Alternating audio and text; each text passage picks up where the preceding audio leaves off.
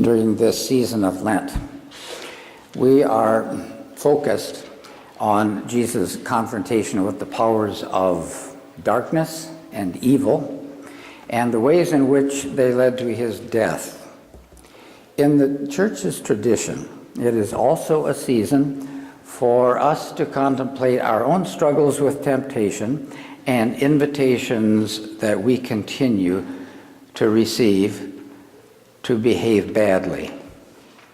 Two verses that are embedded in the gospel reading for today offer some insights into how the faith community at the end of the first century came to understand what happened to Jesus at the end of his life. The writer of the Gospel of John has Jesus say, in this case, he's speaking to a seeker called Nicodemus. He says, just as Moses lifted up the serpent in the wilderness, so the Son of Man must be lifted up. Now there is a companion verse. It's not in the Gospel for today. It is in John 12:32, but it is very similar to what you just heard, which means that John was consistent. He kept saying the same thing. Listen how it parallels what you just heard. In chapter 12, John has Jesus say, when I am lifted up, I will draw all humanity to myself. Well, the following verse, John 12:33, explains that by this reference, Jesus is explaining the method by which he will die. And while that's true, the Bible scholars have long noted that whoever wrote the Gospel of John, actually it might have been three guys, I always wonder how they did it, likes to offer the reader either a double or sometimes a triple entendre, which means you hear something and you think, well, I know what that means, but wait, it could also mean something else, and in this case, it could actually mean three different things. So think of it like this. Jesus says that he will be lifted up from the world. Now, according to chapter 3, our gospel for today, this will have a saving effect. It's going to drain the poison out of our lives. And that's the reference to the first lesson that you heard this morning about serpents eating people, chewing people up in the wilderness, and a serpent being lifted up to counteract that. According to chapter 12 of John, the result of Jesus being lifted up is that everyone will be drawn to Jesus. Well, the reference to Jesus being lifted up is clearly to his being lifted up on the cross. But there are actually two other possibilities, and the writer of John may have wanted us to think about all three of them, and if he did, he's really enriched this text and created for us material for a really good extended Bible study sometime. Being lifted up could refer to Jesus' resurrection from the dead, when you think about it. Lifted up from the grave into the lives and the experiences of his followers. It could also reference Jesus being lifted up in his ascension. And actually in the gospel for today, John says this. He says, no one has ascended to heaven except the one who has descended from heaven. Now, that's logically not Jesus talking. That's the writer explaining what's in this gospel. So you have one expression and three meanings. The writer of this gospel is a master of hidden meanings. In today's gospel, we get three meanings for the price of one. Now, let us consider a fascinating question that has never fully, satisfactorily been answered by any Christian theologian over the last 2,000 years. I think that's pretty interesting. The church has struggled with a question that nobody seems to know how to give an answer to that everybody can accept. The result of that is that you get to have your own answer. if yours works better than any of these, which I think is rather nice. Here's the question.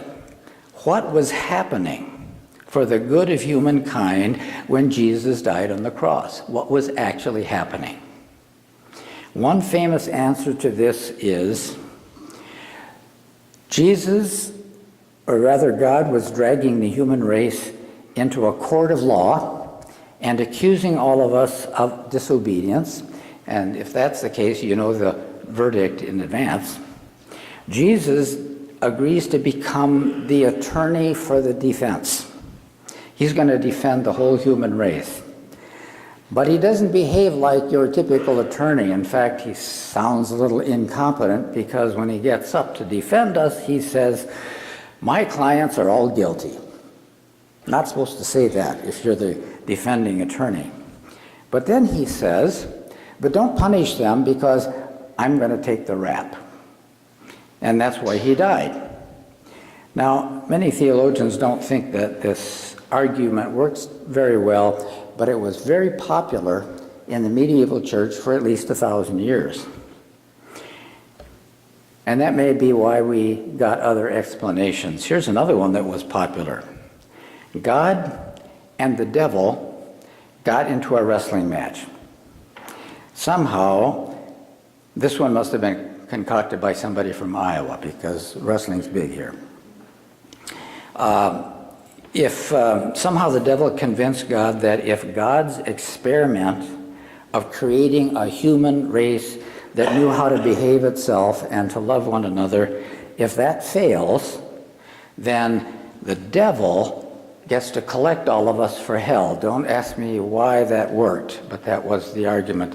Again, in the Middle Ages, a very popular idea.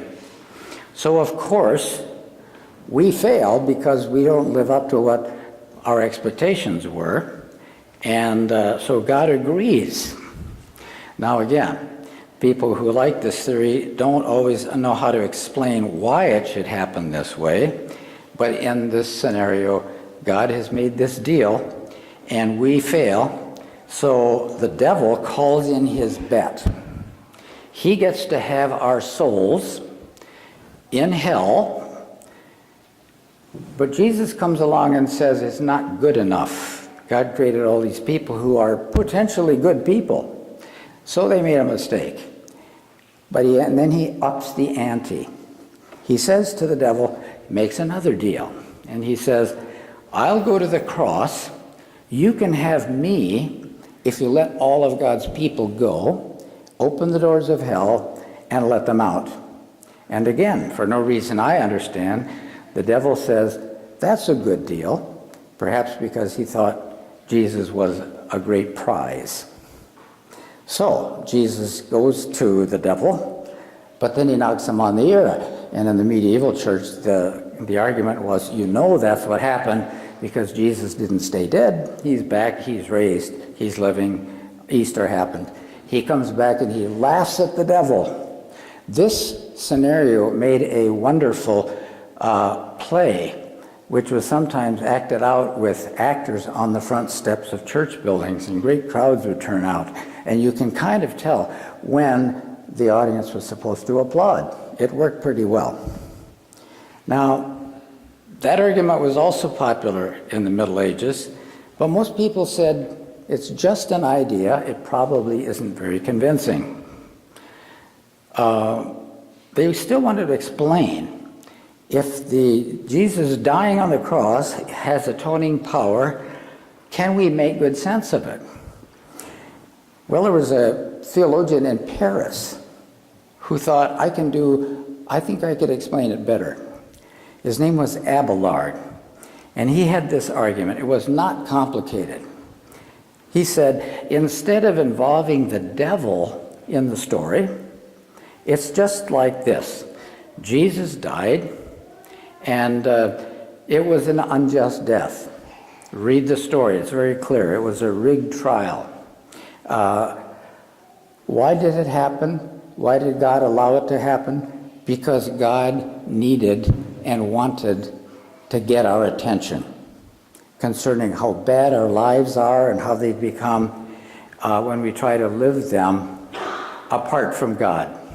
So, Jesus goes to the cross not to win a wrestling match and not to win in a cosmic court case, but rather to show once and for all how profoundly, completely, and desperately God loves the people whom he made and who, by the way, have messed up pretty badly.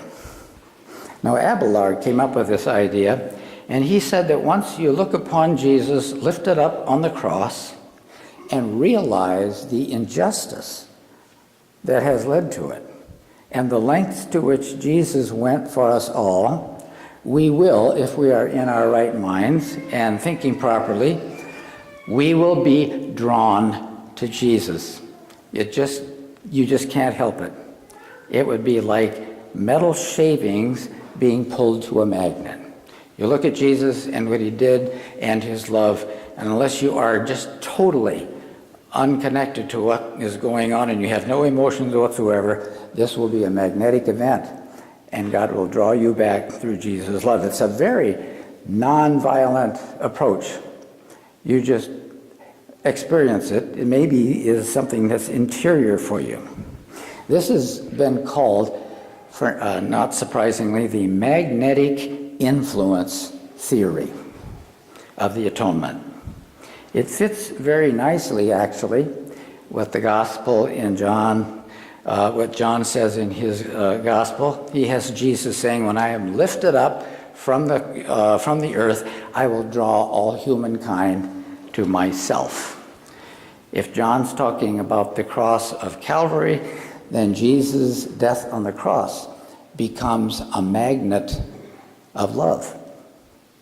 It pulls us, tugs on our heartstrings, making us want to be faithful Jesus people simply because we cannot help ourselves. Jesus' love is a magnet for our lives, and when we allow the magnet to draw us in, we are actually saying, I can say this in church because I'm saying it religiously, we can say, the devil be damned. Now, there may be no definitive final answer to what happened when Jesus died on the cross, what was actually accomplished. But Abelard's magnet theory of the atonement speaks to me more powerfully than any of the other versions I have ever heard.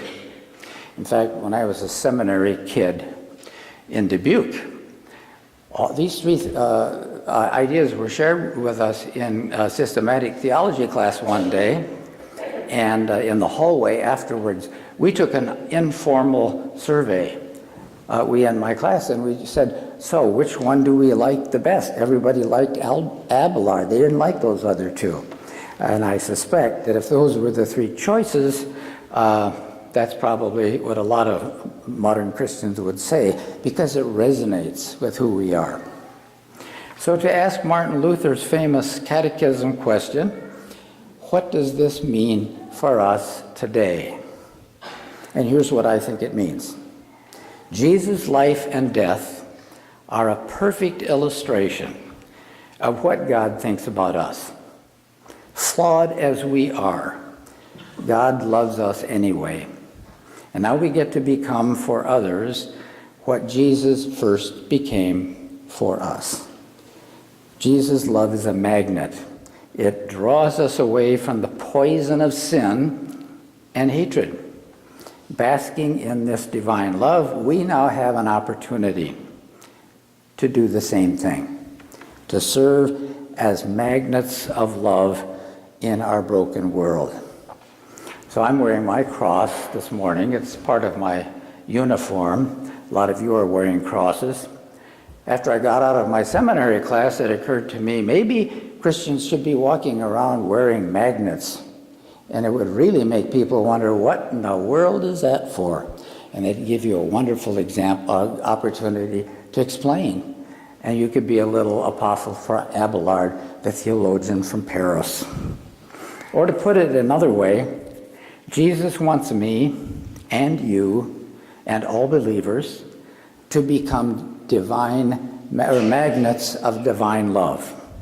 The people that we encounter don't have to like you or me, and I guarantee you, you will meet some people, if you haven't yet, who probably don't like you very much. They don't have to believe in God, but if we confront them with what we know of God and treat them with the dignity and respect that they need and deserve, we will have become, to use Martin Luther's expression, little Christs to our neighbors. So, here's the invitation to us all in the middle of Lent. Let us all develop in our own way, and this applies to everybody, even if you think you are an introvert. Let us all become magnetic personalities. Personalities that make Jesus and his love irresistible to those whom we encounter each day. Thanks be to God. I invite you to stand if you are able, and we will sing the hymn of the day, 759, My Faith Looks Up to Thee.